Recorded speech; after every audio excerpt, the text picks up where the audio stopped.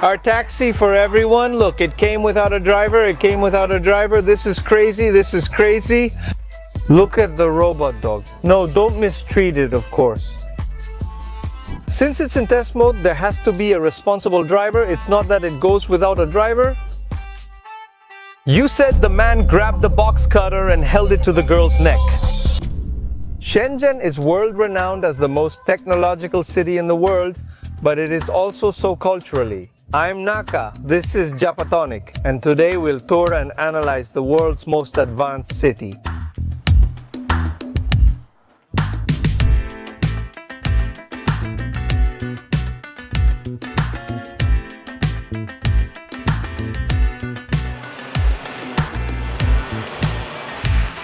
Order 7130 has arrived and another just came in.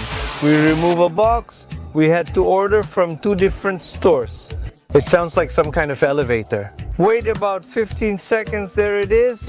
And there's the other order, there it is. We have the order. A bag here. There it is, just throw it there, that's it. Good. We have the coffees and the teas.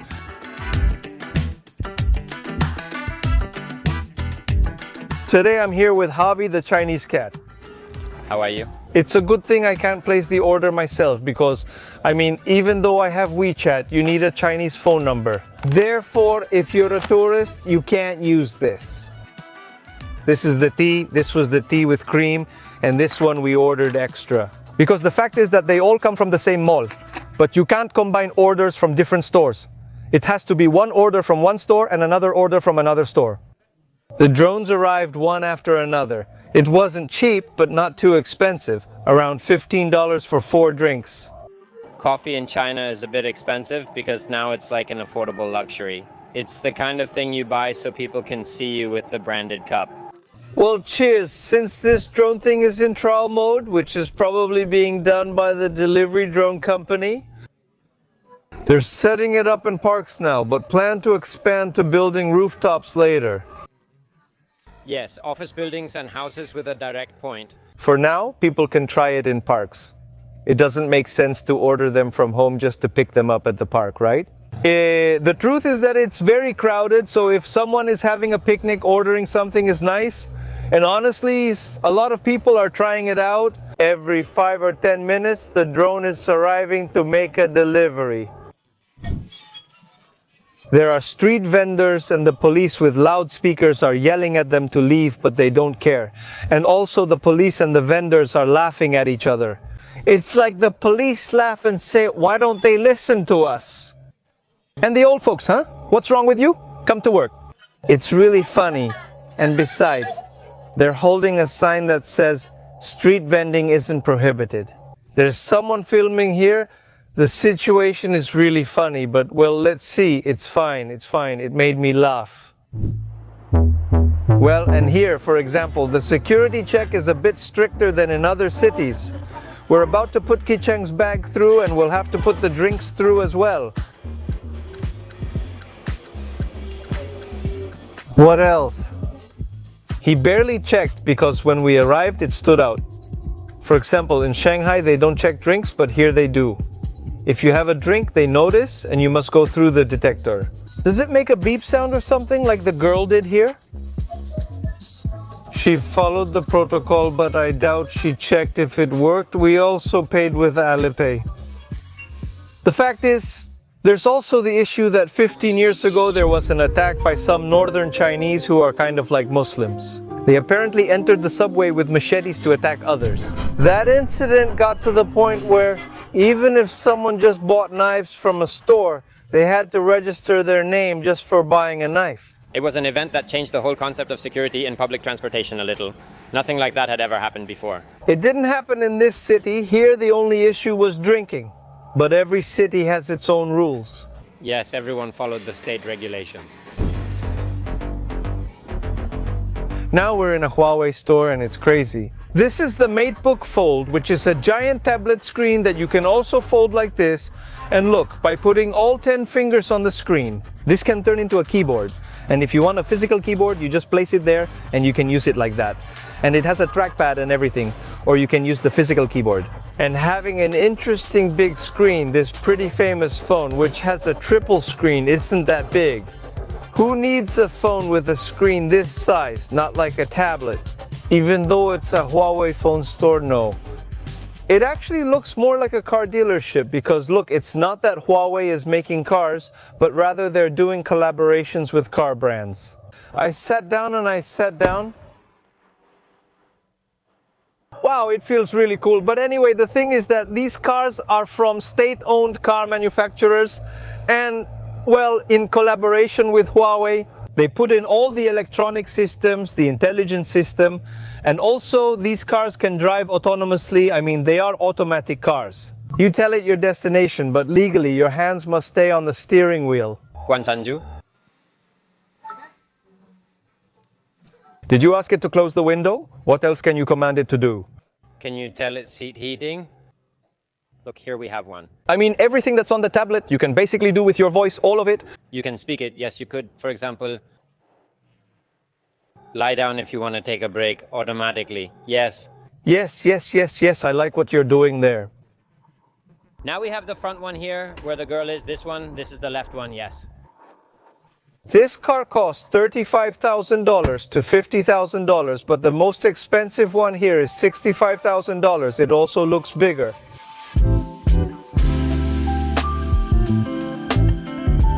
You can see the leather's quality. It doesn't feel very luxe.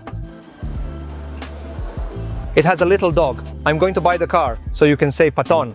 Here's the point where I'm going to decide if I'm going to buy the car or not. Please, give the order. What else? What else? What else?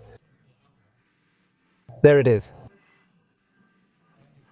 Getting a massage, they're going to have to find me. I'm sorry, but I'm not going to put my arms here. I'll just stay like this and let it massage me. The car is ready. The lady was yelling really loudly at the taxi driver, but shouting with all her might, you know? That's like the stereotype of a Chinese person that we know in the West.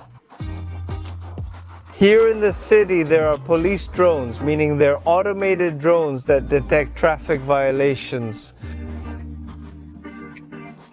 Basically, exactly. They're at the police station charging, and when on duty, they patrol main intersections. If there's a traffic violation, like a car running a red light, it records and reports it automatically. A large part of the city is monitored by drones. Yeah, I don't know how much I can tell you, but in Fujian, which is the main financial district, I've seen it in several places. There are several kilometers covered by drones, yes. And they're also able to detect if there are fires, also to report if there's a fire. I mean, all kinds of alerts that are needed in the middle of the city. My modern gods, DJI, the camera I film with, my microphone, and my drone. There's nothing new, nothing novel here that I can show, but the thing is that I love this brand, that's how it is. And actually, DG was born in Shenzhen, in this city, so that's it. I just wanted to say thank you, DG, thank you very much. I'm really looking forward to the Osmo Pocket 4. And right here next to us is the Xiaomi store. Can't you hear? Javi was telling me I don't know what people see in Xiaomi because of course he works for Huawei. Prices started low, like with phones, but now they've increased and moved to more expensive cars. Much sportier. Nothing like the Huawei, nothing at all. This one has only one screen, but it has... Here it has a screen. It's like it's projected, but it's a mirror. It's strange. They're a bit harder to say. Did you notice the Huawei ones were wider and more familiar? More familiar, yes. Much more, heavier on comfort. Yes. Familiar? Right? This one's just to look cool. The orange car we saw costs around $25,000, while the top model SU7 Ultra costs about $50,000. I just realized this is the first time I've seen fully electric sports cars with a range of around 500 or 600 kilometers. They really last a long time. Did the phones copy this parts design from the new iPhone? It's good since it's easy to remove a cell, though I'm unsure how it reacts. They have camera glasses and such, but you still can't see anything clearly. Since he doesn't work for Xiaomi, he can't explain the lenses. I know that brand completely. Sure, These small motorcycles cost between $100 and $150. I mean, in Japan, a bicycle with a battery costs you $500, so it's half the price of a bicycle in Japan. You don't need licenses, and I noticed there's no license plate number, just the brand, not a plate. Are you saying, Hobby, that 14-year-olds ride them? So everyone will end up using motorcycles. It's free, no license needed. Just put a plate on the back. Still, many people don't even have that. And that's how it is, people. They charge them at home or at stations. It's forbidden because there were fires, so almost every house. Downstairs, there's only one charging station and a full charge. It costs me 1 yuan 70, 1.7 yuan, an eighth of... 20 cents to charge the battery? Honestly, it's crazy. What if, gentlemen, drone taxi is only in trials, just going from one point to another? Thank you. A service already provided to paying commercial customers. The one that's actually operational isn't available yet, right? I love this one. It's good. This is really great. But this is for just one person. It has 1, 2, 3, 4, 5 propellers. Ayufo, that's the name? Very good. It looks like hollow, lightweight plastic. Of course, it needs to be light. Here there are all kinds of drones, also more for packages. They're much heavier, bigger. It's good that you were telling me there are also delivery services. Between Hong Kong and Shenzhen, the company SF is already doing test routes between Hong Kong and Shenzhen to move packages. I mean, big boxes, bigger ones. Packages let people avoid frequent border trips for shopping, of course. Yes. This drone does look good. This one looks elegant. They're elegant. It's a Cantonese brand. They have cars, they have smart vehicles, and also, well, they've gotten into the world of drones too. Wow, and look, a dog. The dog, look at it. Robot dog, robo-dog. No, don't mistreat it. Look, they also sell toys that look like cheap plastic. They're really just toys for kids. Inside the store, they have drones flying. It's doing tricks really well. In Japan, it's unthinkable they'd allow even a small drone to fly inside a store for kids to play with, due to protocol or security concerns. Yes, many institutes now offer drone classes, including courses for kids. They installed floors in schools. A friend recently visited an institute in Qingdao, northern city, where they showed him a kid's room. He builds his own drone, and there's a room for drone racing. I mean, build it as in assemble it. They assemble it? It has pieces within pieces. They program it to help the teachers. That's crazy, and they make it fly through hoops and race. Right? I mean, that's it. China already beat us all. That's it. A lot of people say that in this area you can build your own robot, build your own technology. But I think that's an exaggeration, because if you know how to build it, sure, I mean, you can find all kinds of components. Yes. These markets are very focused on wholesalers. I mean, wholesale sales. People come here, for example, from the Middle East. A lot of people come from Africa too. A lot of people come. They search for specific parts to sell in their country, buying thousands at a time. Downstairs, a shipping area sends them directly to your country. They handle everything for you. Of course, you don't have to do anything except choose. Give it to them, and they send it for you. Yes. I love it because the police there ride around on their electric cart looking at their phone. But when the camera turns on, they pretend not to notice anything. But constantly, in the 10 minutes we're in the neighborhood, at least 5 times. They've already offered us fake watches and bags, counterfeit bags, and that's everywhere here too. It's all over the place. It's funny because there was a Latino family, they were looking at fake bags. Honestly, I don't see the appeal or the fun in buying fake luxury bags just to show off. It doesn't make any sense to me. Look, this is the famous technology market, but it's for things you can actually buy, not components. Maybe I'll get new headphones and all the YouTubers at Gen 100 come in to try things. We can't be the disappointment. The mini iPhone is popular, but its camera is very fake.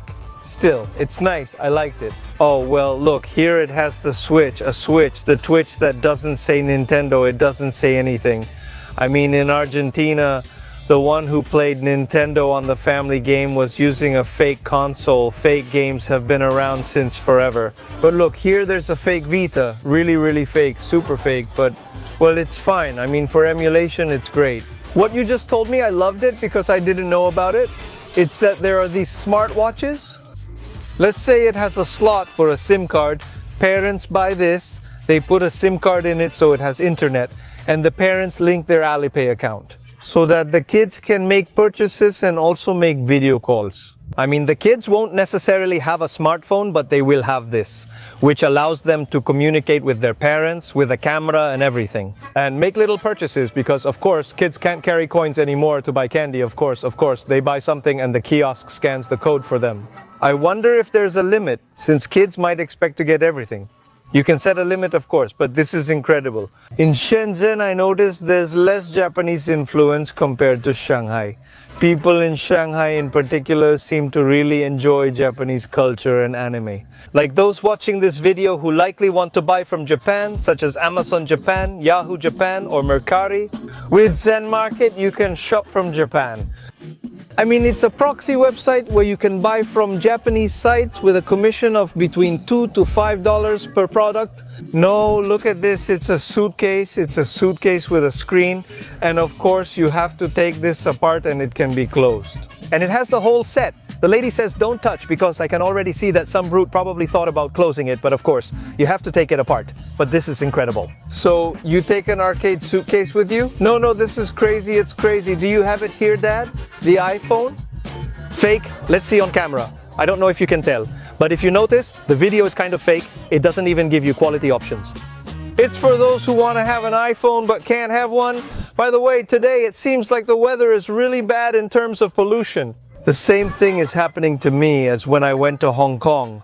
The air was dirty, my throat hurt, and now it's starting to hurt again. Javi said wind sometimes comes from factory areas, even though the air here is usually pretty clean. In fact, everyone says it, that Shenzhen is the city, a city full of greenery, and even though there are skyscrapers and all that, there aren't any factories right here. Well, this is a bus that runs without a driver. I mean, of course, it's still controlled, it's in test mode. I mean, it's incredibly cheap. It only costs 1 yuan, that's about 15 cents, but of course, that's because it's in test mode. It doesn't come every hour. I wanted to take it, but there was no space. You have to reserve, and I would have had to wait an hour for the next one. So I said, well, let's leave it. Well, I imagine it has several sensors and cameras. There's another one up there in front. I guess there are more on top. Let's see. More sensors over here, another sensor on top. I imagine it has all the needed sensors. Space is tight, but they let us look. I guess this must be stored, and the door closes there. It can be used manually and automatically. Look, it has a screen that shows all the detectors, just like the bus, and all the hazards. There are cameras everywhere and people have to wear seat belts. Very interesting. Good. Okay, does it go by itself? Since it's in test mode, a responsible driver is required. It doesn't operate without one. A little trick, but well, he's not driving it, he's just supervising. Yes, sir. We just ordered a driverless taxi, and actually, we waited about 20 minutes for one to become available, and it finally found one. There it is. Well, it's right there. That's it. That's the taxi. That's the taxi. Our automatic taxi has arrived. Our taxi. Look, it came without a driver. And now here, the unlock button. Okay, now the seat belt. It detects you when just like that. There it is, all done. Okay, all right. Let's see, let's start. No, this is crazy. Look, it's moving. It's moving on its own, and we have a 20-minute ride. This is going pretty fast. I mean, it's at a good speed. It's not slow. This is crazy. Let's see about the autonomous taxi thing. The license was just released about 3 weeks ago from when we're recording this. I mean, it was released at the end of November. It turns out there are cars with autonomy, like the Huawei ones we showed. But those are level L2+, which would be cars that can drive themselves. But there needs to be a person and they have to hold the steering wheel, now level L3. They're the ones where you don't need to hold the steering wheel, but you still need a person. And these have the L4 license, which is the highest level of artificial intelligence where cars can operate completely on their own. I mean, it arrived by itself. This means that in the future, you'll probably go somewhere and with your phone, you'll call your own car to come pick you up and your car will take you. And that can work very well in Japan, because that means people will be able to drink and go back home in their own car without paying for a taxi, since taxis are expensive, and it works very well with the right car distance. And here, right in the part where we are, the back seats, we have the air conditioning, which we can turn off, make it colder if we want, or set it to automatic as well. There's an Save Our Souls button here, which you may not see, but I believe we can press it in an emergency. I'm not sure what it does. I think it calls the company's service or something. But look, our driver has his seatbelt fastened so nobody complains, okay?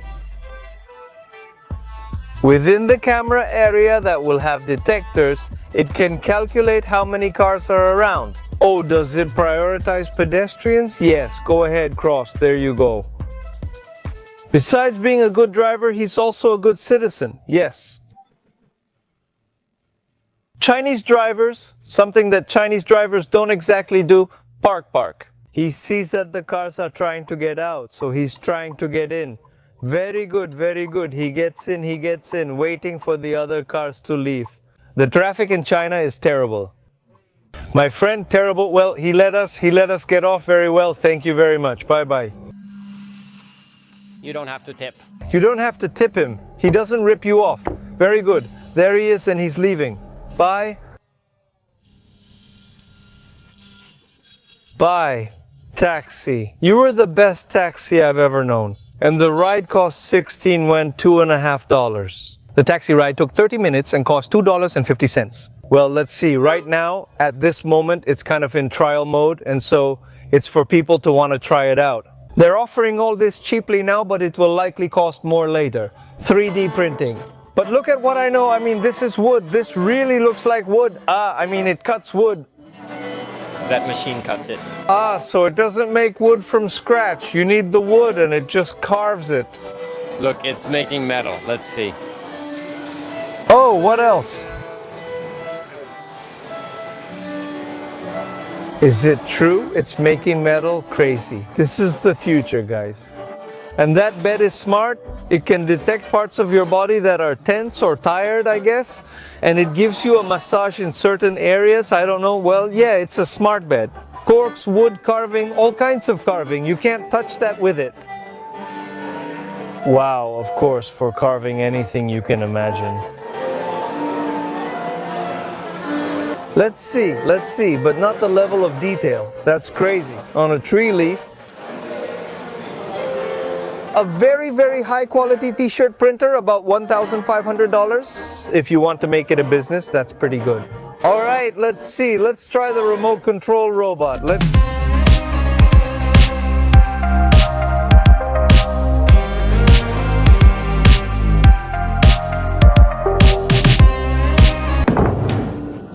See it walking. Okay, no, here it lifts. Okay, wave. To shake hands, it blows kisses. Okay, yes. Well, let's try some simple movements. Applause. Okay, well, what had you seen on YouTube? Somewhere, one that stays with you, you can walk with it, even push it a bit and it won't fall. This one is just a regular remote controlled one. No, it can't do much more than a couple of these funny things. And here we are, at the Fumen Night Market. This was one of the places I needed. I'm here with my friend Joaquin. The final China video will focus on food, and honestly, this is my favorite place in China. It feels more like China, more authentic, and more like what I enjoy. Besides the fact that you can eat and buy a kitten at the same time, he's buying one. He's buying the kitten cat. At the same time? They sell cats for $200, which is crazy, especially for kittens at the market. They can send it to me in Shanghai, that's not a problem. They can send it to you in Shanghai. Yeah, but this is a cat trafficker.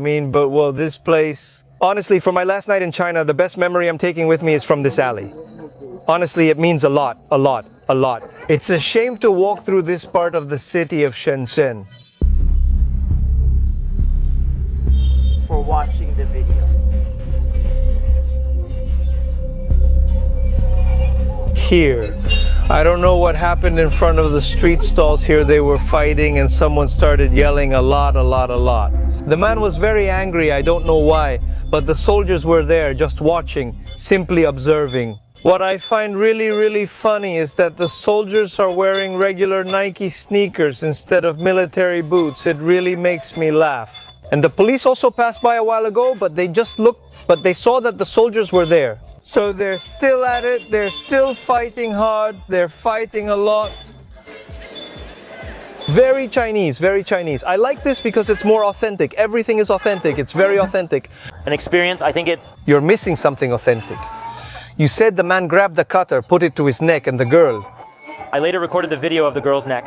That's very, very intense. Are you pouring it? And Pam? No, you don't do that, sir. And he's on the phone the whole time, supposedly calling the police. No, the police came here. The police came.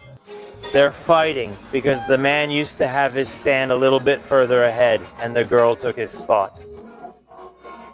And no, she wouldn't let him get into it, into the man's workplace. The other soldier said, no, don't record too much. I've told you, please don't record too much. He wasn't forceful, but repeated not to record too much. I don't mean to be disrespectful, but those shoes undermine his authority a bit. Look, he makes him move, you see? Are they moving the stand? Well, it was. It's a fight over territory, let's say. Yeah, what a shame, poor guy. And he's gonna have to move it. Oh, but it's not necessary. Let the gentleman work in peace. That's enough. That's enough. But look, the thing is that three authorities showed up. The military, the highway police, and the Chinese special forces, the special police. It's a normal day in China. It's a typical day in China, but I love the relaxed atmosphere in settings like this. No. Not in the downtown, no? Not in the downtown, no, of course. Well, there isn't that much informal business either, exactly. What is true is that this city is a bit noisy. There are constructions everywhere. You can hear hammering, cutting tools, and a lot of horns. In Shanghai, you barely hear them, but here, the horns sound a lot, huh? I love it because in Shanghai I stood out. There weren't many horns, just a few, but here they sound a lot more. And that's even though a few years ago they started to kind of ban honking, ban in quotes. Are they really going to fine every horn that sounds? So they still honk quite a bit. They told me it used to be worse. Being in Shenzhen, I wonder, why is Shenzhen called the most technological city and Shanghai the most modern? Is there really a difference between modern and technological? The fact is, of course, Shenzhen is the city where all the technological innovation is, but the people themselves are modern. There's something else I just realized, a big part of what I see on the streets of Shenzhen. In the daily life on the streets, there are a whole lot of elderly people. The classic scene of seeing elderly people doing Tai Chi Chuan in the parks, that stereotype is everywhere. And the fact is that on the street, I mostly see grandparents with their grandchildren. Shenzhen is a city of local migrants, Chinese people who come from other parts of China, who usually come from rural areas, people who come from very poor areas. And they arrive in cities that were developing a lot like this one. And of course, they migrate with their parents. And here it seems like it's very cultural. The family is quite close-knit, let's say. And that the grandparents take care of the grandchildren. That's why you see so many grandparents walking around with their grandchildren. Also, something that really caught my attention about China is that the retirement age is very young. Here, women retire at 50. They say they'll raise it to 53 or 55, and men retire at 60, which they'll also increase. But even so, well, you still see people older than that working, but I think it must happen a lot. The same thing happens in Japan, where many people work because they prefer not to be idle. Also, you see older people taking care of themselves, staying healthy by exercising. And I think there's also that awareness among people that by working, they're going to live longer. It's well known that if a person retires and stays home 24/7, they age faster. But let me clarify. Saying that Shanghai is more modern doesn't mean that Shenzhen isn't, or that Shanghai doesn't have technology, because there's plenty of technology there. And when it comes to fashion, there is fashion, but not as much as in Shanghai. But for example, here in Shenzhen at 7-Eleven, you can pay with the palm of your hand. And one thing my friend Gile, who welcomed me in Shanghai, pointed out to me is that he said, you have to notice something. One thing when you walk on the streets is that you see happy people, and that makes you realize that the population speaks for itself. You see happy people on the street. And it's completely true that, it's a country with millions. I think 3/4 of all the cameras in the world are in China. There are cameras everywhere. Essentially, that's what provides the country's security, since the Chinese can be both rebellious and controlled. But it's not like they're gonna put someone in jail for spitting or for talking back to a police officer either. I mean, they made it clear to me many times that they can be very controlled. But they're also very flexible because otherwise half the country would have to go to jail, and that doesn't work for the country. So therefore, when it comes to small things, they're very flexible. After coming to China, I realized that we all have a lot of prejudice about Chinese society, about Chinese culture, and coming here makes you open your eyes a little bit. I also met a lot of local people, some Chinese, and later on especially I met several Spanish speakers who live here. And honestly, everyone really cares that you leave with a good impression because everyone is like that. We are aware that there is a lot of prejudice against the society of this country. It's not that they are people connected to the Chinese Communist Party or anything like that, but rather they are people who live here, who know that China has given them a lot. And it's like they want people who visit the country to get rid of that prejudice a little bit. The good things they have are a lot. The positive things about this country are countless. Or, for example, government control and related issues people discuss. Yes, things that are real, but honestly, it's a country that's much more relaxed politically than it seems. If Chinese people seem very rebellious when they travel to other countries, it's also because in their own country they can actually be quite rebellious. The law, the police, all of that is much more flexible than in Japan itself, less formal. I mean, they're much more relaxed over there. It's not about whether it's good or bad, it's just different, and especially it's different from the image that many of us have. I'm leaving China happy and with a new mindset and image. I still don't believe in communism. This is about Chinese society's culture. I hope you also received a similar message. Very nice, but I wouldn't come back to this city of giants because it's just skyscrapers. You have to travel a lot to see something that's even a little bit authentic, you know? See you next time. Greetings to you, your family, your pet, and your annoying neighbor Chow.